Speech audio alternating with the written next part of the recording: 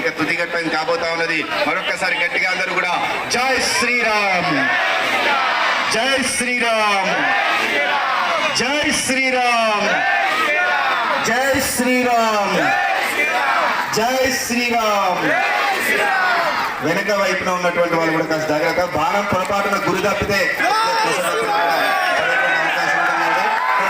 Jai Sriram.